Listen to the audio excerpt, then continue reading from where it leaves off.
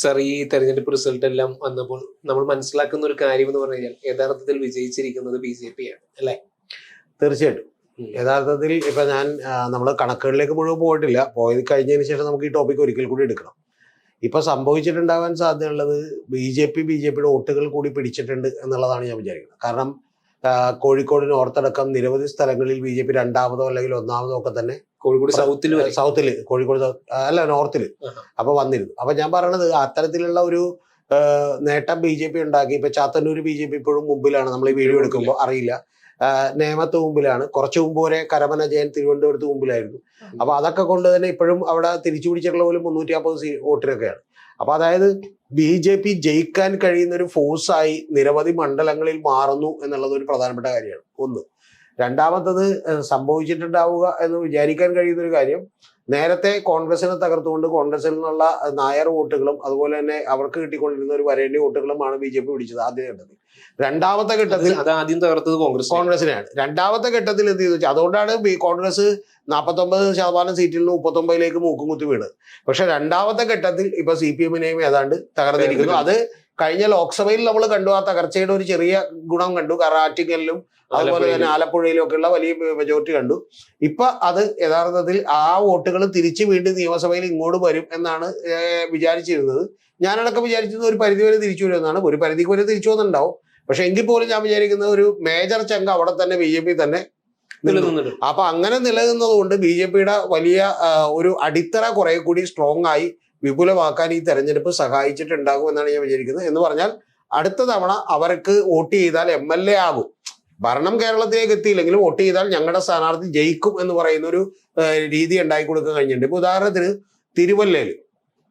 തിരുവല്ലയില് Mathew T Thomas നിരന്തരമായി ജയിച്ചുകൊണ്ടിരുന്ന സ്ഥലമാണ്. ഇപ്പൊ അവിടെ കോൺഗ്രസ്സുകാരനാണ് ജയിച്ചേക്കുന്നത്. പക്ഷെ പ്രധാനപ്പെട്ട ഒരു കാര്യം, ആദ്യത്തെ 2-3 റൗണ്ടുകൾ വരെ അനൂപ് ആന്റണി മുന്നിലായിരുന്നു. അപ്പൊ അതുകൊണ്ട് 3-4 റൗണ്ടുകളിൽ അനൂപ് ആന്റണി മുന്നിൽ നിൽക്കുന്നു എന്ന് പറഞ്ഞാൽ പിന്നെ നാച്ചുറലി അവിടെ ഇനി അടുത്ത തവണ തിരുവല്ലക്കാരന് ഉറപ്പായിട്ടും BJPക്ക് വോട്ട് ചെയ്യാം. കാരണം അവന്റെ സ്ഥാനാർത്ഥി ജയിക്കും. അപ്പൊ അതുകൊണ്ട് അത്തരത്തിലുള്ള ഒരു ലെവലിലേക്ക് BJP എത്തിയിരിക്കുന്നു. ഇത് സ്വാഭാവികമായിട്ടും കേരളത്തിൽ BJPയുടെ വളർച്ചയുടെ സെക്കൻഡ് ഫേസ് ആണ്. ഒരു സംശയമില്ല. അത് കഴിഞ്ഞാൽ ഇതിലൊരു വലിയ പ്രധാനപ്പെട്ട കാര്യം കൂടി ഉള്ളത് താങ്കൾ അറിയേണ്ടത്, ഇപ്പോ കഴിഞ്ഞ തവണ തന്നെ കോൺഗ്രസിനൊക്കെ കിട്ടിയിട്ടുള്ളത് അല്ലെങ്കിൽ UDFന് കിട്ടിയിട്ടുള്ളത് 50-60 ഈ പറയുന്ന ഒരു 75-80 ലക്ഷം വോട്ടുകളാണ്. അപ്പൊ അതിൽ കോൺഗ്രസിന് കിട്ടുന്ന ഒരു 50 ലക്ഷം വോട്ടാണ് മാക്സിമം. അപ്പൊ അതിൽ BJP ഒറ്റക്ക് തന്നെ, എന്നാൽ NDA എന്നൊക്കെ പറഞ്ഞ വേറെ കക്ഷികൾക്കൊന്നും വോട്ടില്ലല്ലോ. BJP ഒറ്റക്ക് തന്നെ 38 ലക്ഷം വോട്ടിലേക്ക് എത്തി എന്ന് പറഞ്ഞാൽ ഒരു 12-13 ലക്ഷം വോട്ട് കൂടി വന്നാൽ ഏതാണ്ട് കോൺഗ്രസിന്റെ വോട്ടുകളിലേക്ക് എത്തി, അല്ലെങ്കിൽ ഒരു പ്രധാനപ്പെട്ട രാഷ്ട്രീയ പാർട്ടി പിടിക്കുന്ന വോട്ടുകളിലേക്ക് എത്തി. അപ്പൊ ആ വോട്ടുകളിലേക്ക് എത്തിയാൽ വലിയ നേട്ടം BJP ഉണ്ടാക്കാൻ കഴിയും. ഒന്ന്. പിന്നെ ഞാൻ പലപ്പോഴും പറയുന്ന ഒരു കാര്യമുണ്ട്, രാഷ്ട്രീയമായി BJP നേരത്തെ തന്നെ മേൽക്കൈ നേടി കഴിഞ്ഞു. കാരണം BJPയുടെ അജണ്ടകളാണ് ഇവിടെ ചർച്ച ചെയ്തുകൊണ്ടിരുന്നത്. സോഷ്യൽ മീഡിയയിൽ വലിയ പ്രോ BJP സംഘപരിവാർ ആളുകളുടെ പ്രയത്നമാണ് നടക്കുന്നത്. ഇപ്പൊ തന്നെ ഞാൻ ചില ചാനലുകളിൽ വീഡിയോ എടുക്കാൻ പോകുമ്പോൾ ചില ആളുകൾ പറയുന്ന ഒരു വാചകമുണ്ട്, ആദ്യത്തെ ഒരു 2 മിനിറ്റ് BJPയെ കുറിച്ച് നല്ല പറഞ്ഞിട്ടാ വീഡിയോ കയറുന്നതാണ്. അപ്പൊ അത്തരത്തിൽ വീഡിയോ കയറണമെങ്കിൽ അവരെ കുറിച്ച് നല്ലത് പറയണം, അല്ലെങ്കിൽ അവരെ കുറിച്ച് ഒരു അഭിപ്രായം പറയണം എന്ന് പറയുന്ന ലെവലിലേക്ക് കാര്യങ്ങൾ മാറിയിരിക്കും. അപ്പൊ അത് വലിയ തോതിൽ നേട്ടമുണ്ടാക്കാൻ കഴിയുന്ന ഒരു കാര്യമാണ്. അതുകൊണ്ട് BJPയുടെ അടിത്തറ സ്ട്രോങ് ആണെന്ന് ഞാൻ വിചാരിക്കുന്നു. ഇനിയിപ്പോ വോട്ട് കുറഞ്ഞാലും കൂടിയാലും, പക്ഷെ ഞാൻ വിചാരിക്കുന്നത് ഇപ്പൊ നമ്മൾ കണക്ക് കിട്ടിയിട്ടില്ല, വിചാരിക്കുന്നത് BJPയുടെ വോട്ട് ശതമാനം കൂടിയുണ്ടാവും. അതായത് ഇതിനു മുമ്പ് വരെ സംഭവിച്ചുകൊണ്ടിരുന്നത് എന്താ വെച്ചാൽ ലോക്സഭയിലേക്ക് പോകുന്ന വോട്ടുകൾ ഫ്ലക്ച്വേറ്റ് ചെയ്ത് നിയമസഭ ആകുമ്പോഴത്തേക്കും CPM LDFിലേക്ക് പോകും.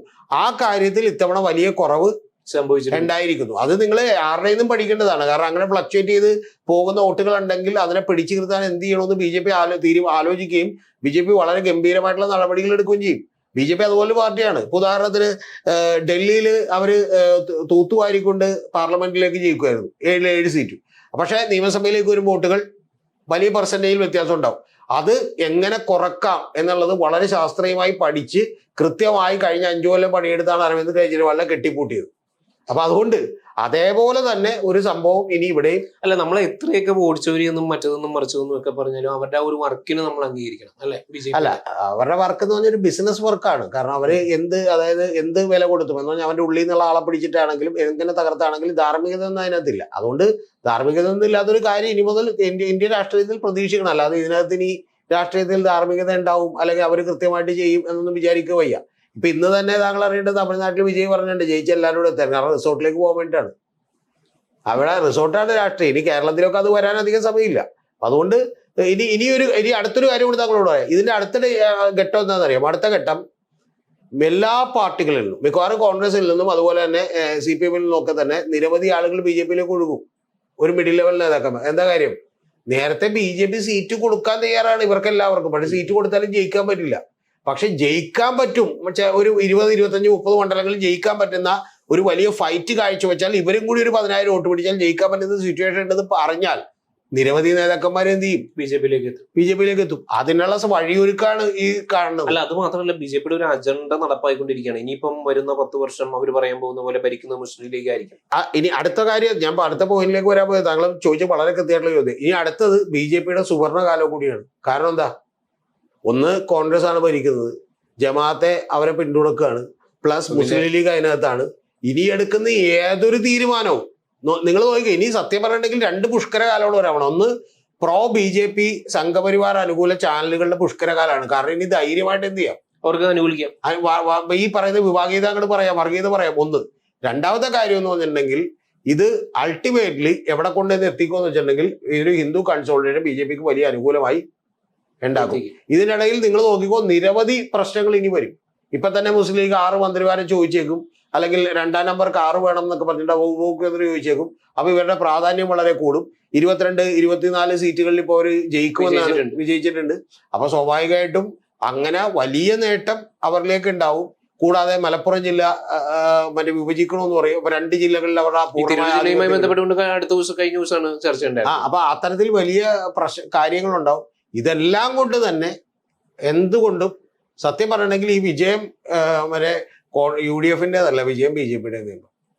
സത്യത്തിൽ യഥാർത്ഥത്തിൽ വിജയിച്ചേക്കണത് BJP. സത്യം പറഞ്ഞാൽ ഞാൻ വിചാരിച്ചത് എറണാകുളത്തൊക്കെ 2000 ലഡു മേടിച്ചു വെച്ചിട്ടുണ്ട്. അപ്പൊ എറണാകുളത്തൊന്നും ഒരാളും ജയിക്കൂല്ലോ. പിന്നെ ഇവരിൽ ലഡു മേടിച്ചു. സത്യം പറഞ്ഞാൽ അവരാണ് ലഡു കഴിക്കേണ്ടത്. എന്ന് വെച്ചാൽ അവർക്ക് ലഡു കഴിക്കാം. കാരണം ഇനിയിപ്പോ അവരുടെ സുവർണ കാലഘട്ടമാണ് വരാനിരിക്കുന്നത്. പേടിക്കാനില്ല. മറ്റത് ഇപ്പൊ CPM തന്നെ ഭരിക്കായിരുന്നെങ്കിൽ മുസ്ലിം പ്രീണനം എന്നൊക്കെ പറയുന്നതിന് പരിധി ഉണ്ട്. മനസ്സിലായി? അവരും കുറച്ച് ഡിഫൻസിലാണ്. കാരണം എന്താ? CPM പിണറായിനെ എന്തുകൊണ്ടാണ് മറ്റേ കേന്ദ്ര ഗവൺമെന്റ് പിടിക്കാത്തതെന്നൊക്കെ ചോദിക്കുമ്പോൾ ഇവര് കുറച്ച് ഡിഫൻസ്. ഇനി ഒന്നും പേടിക്കാനില്ല. ഇനി ഫുൾ അറ്റാക്ക്. അതായത് എന്ത് വിഷയം, ഇനി എന്ത് വിഷയം നിങ്ങൾ ഇപ്പൊ എഴുതി വെച്ചോ, ഒരു 1500 വിഷയം കോൺഗ്രസ് തന്നെ ഉണ്ടാക്കി കൊടുക്കും. ഒന്ന്, കോൺഗ്രസ് തന്നെ അവിടെ ഇരുന്നിട്ട് തമ്മിലടിയും ബഹളമൊക്കെ ആയിരിക്കും. രണ്ടാമത്തേന്ന് പറഞ്ഞിട്ടുണ്ടെങ്കിൽ മുസ്ലിം ലീഗിന്റെ ഇനി മുസ്ലിം ലീഗ് യഥാർത്ഥത്തിൽ ഇടപെട്ടാലും ഇല്ലെങ്കിലും അവിടെ പറയാനുള്ള ഒരുപാട് സ്കോപ്പ് എന്ത് ചെയ്യും? മുസ്ലിം ലീഗിനുണ്ട്. അല്ല, ഈ BJPക്ക് ഉണ്ടാവും. മുസ്ലിം ലീഗിനെതിരെ പറയാനുള്ള സ്കോപ്പ്. ഈ ജമാഅത്തെ ഇസ്ലാമി ഈ ഭരണത്തിൽ വളർന്നുകൊണ്ടിരിക്കുന്നതെന്ന് പറയാനുള്ള സ്കോപ്പ് ഉണ്ടാവും. അപ്പൊ ഇത്തരത്തിലുള്ള എല്ലാം കൊണ്ടും സത്യം പറഞ്ഞിട്ടുണ്ടെങ്കിൽ ഈ വിജയം പലപ്പോഴും ആളുകൾ നേരെ തിരിച്ചു പറഞ്ഞുകൊണ്ടിരിക്കുന്നത് എന്താണെന്നറിയാമോ? ഒരു തവണ കൂടി CPMനെ അധികാരത്തിലെത്തിയ കോൺഗ്രസ് ഇല്ലാതാവും, അത് BJP ഗുണം ചെയ്യും. അല്ല, BJP ഗുണം ചെയ്യാൻ പോണത് ഈ വിഭാഗീയ പ്രചരണങ്ങൾക്ക് ഏറ്റവും വലിയ ഗുണം ചെയ്യാൻ പോണത് UDFും മുസ്ലിം ലീഗും ഒക്കെ എന്ത് ചെയ്താൽ ഭരിക്കുമ്പോഴാണ്. സത്യത്തിൽ എനിക്ക് എന്റെ വിശ്വാസം എന്താണെന്ന് വെച്ചാൽ പലപ്പുറത്തൊന്നും ആവശ്യമില്ല. പക്ഷെ ഞാൻ തമാശയായിട്ട് പറഞ്ഞാൽ മിക്കവാറും BJPക്കാരും കൂടി ഇവർക്ക് വോട്ട് ചെയ്തിട്ടുണ്ടാവും മുസ്ലിം ലീഗ്. കാരണം ജയിച്ചു വന്ന് ഇവരൊന്ന് ശക്തി ആയാലേ എന്ത് ചെയ്യാൻ പറ്റുള്ളൂ? നമുക്ക് വളരാൻ പറ്റുള്ളൂ. രാഷ്ട്രീയത്തിൽ എപ്പോഴും അങ്ങനെയുണ്ട്. ഇപ്പൊ ജമാഅത്തെ ഇസ്ലാമി മറ്റേ കാശ്മീർ ഇവിടെ എന്ന് പറഞ്ഞിട്ട് വേറൊരു പാർട്ടി ഉണ്ട്, പക്ഷെ അത് ഇവിടുത്തെ സംഘടനയല്ല, അവിടുത്തെ വേറൊരു സംഘടനയാണ്. പക്ഷെ സ്വഭാവമൊക്കെ ഒന്ന് തന്നെ. അതിന് നിരോധനം മാറ്റി കൊടുത്തത് BJPയാണ് ഒരു ഘട്ടത്തിൽ. അപ്പൊ അതെന്താ വെച്ചാൽ അവരവിടെ ഉണ്ടെങ്കിൽ എന്ത് ചെയ്യാൻ പറ്റും? ഇവർക്ക് തുടരാൻ പറ്റും. ഇപ്പൊ അസുദ്ദീൻ ഒവൈസി ഹുമയൂൺ കബീറിനെ കൊണ്ടിട്ടും മറ്റേ ഒരു ബാബറി മസ്ജിദ് അവിടെ പണിയാൻ ശ്രമിച്ചാലേ ഇപ്പുറത്ത് എന്ത് ചെയ്യുള്ളൂ? BJPക്ക് വളരാൻ പറ്റും. അതുകൊണ്ട് സത്യം പറഞ്ഞത് BJPയുടെ വലിയ സുന്ദരമായിട്ടുള്ള വിജയമാണ്. ആരും മനസ്സിലാക്കാൻ പോകുന്ന അതേ വസ്തുതയാണ്. ഇത് വേറെ ആരും പറഞ്ഞിട്ടുണ്ടാവില്ല കേരളത്തിൽ. ഞാനാണ് ആദ്യമായിട്ട് പറയണത്. നാളെ വന്ന് നമ്മളെ തെറി പറയാൻ BJPക്കാര് സന്തോഷമുള്ളൂ. കാരണം വെച്ചാൽ അവർക്കും ഇത് കാര്യം മനസ്സിലായല്ലോ. കാരണം ആരെയാണ് എതിർക്കേണ്ടതെന്ന് അവർക്ക് എന്ത് ചെയ്തു മനസ്സിലായി. പക്ഷെ പ്രധാനപ്പെട്ട കാര്യമാണ് ഇത് BJPയുടെ UDFന്റെ വിജയമല്ല, ഇത് BJPയുടെ വിജയമാണ്.